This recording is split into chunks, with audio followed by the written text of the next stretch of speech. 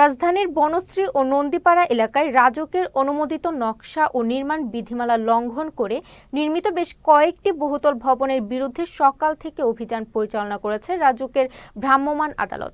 রাজুকের zone 6/1 এর আওতাধীন এই এলাকায় অভিযান পরিচালনা করেন রাজুকের নির্বাহী ম্যাজিস্ট্রেট লিটন সরকার।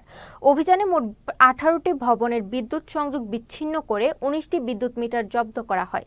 এ সময় উপস্থিত ছিলেন রাজুকের অথরাইজড অফিসার আব্দুল্লাহ আল মামুন, সহকারী অথরাইজড অফিসার ইমারত পরিদর্শক, আইনশৃঙ্খলা রক্ষাকারী বাহিনীর সদস্য সহ সংশ্লিষ্ট কর্মকর্তারা। আমরা ইতিমধ্যে 6টি ভবনে অভিযান পরিচালনা করেছি এবং প্রতিটি ভবনেই নকশা বহির্ভূত অংশ, যেটাকে আমরা ডেভিয়েশন বলি, সেটি আমরা পেয়েছি। আমরা আমাদের যে লোকবল ছিল তা দিয়ে আমরা কিছু কিছু বিল্ডিংয়ের নকশা বহির্ভূত অংশ আংশিক অপসারণ করেছি, কিন্তু অভিযান জোরদার করেছি এবং আমাদের চেয়ারম্যান স্যার নিজেই এটি তদারকি করেন। কোনোভাবেই যেন তারা এই ভবনগুলো রাজুকের পারমিশন ব্যতীত কাজ না করতে পারে সে বিষয়ে কিন্তু আমরা সচেতন আছি।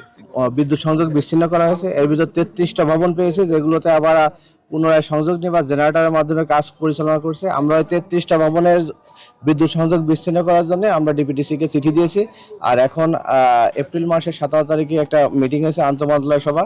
ডিপিডিসির সিদ্ধান্ত, ওই মিটিংয়ের সিদ্ধান্ত অনুসারে ডিপিডিসি এখন আর ওই ইসের জন্য বসে থাকবে না যে আমরা মোবাইল কোড করব তারপরে বিদ্যুৎ সংযোগ বিচ্ছিন্ন করবে, এরকম না। বিষয়টা এখন ডিপিডিসি আমরা চিঠি দিলে, যদি ডেভিয়েশন পাই, চিঠি দিলে তারা বিদ্যুৎ সংযোগ সরাসরি বিচ্ছিন্ন করে দেবে।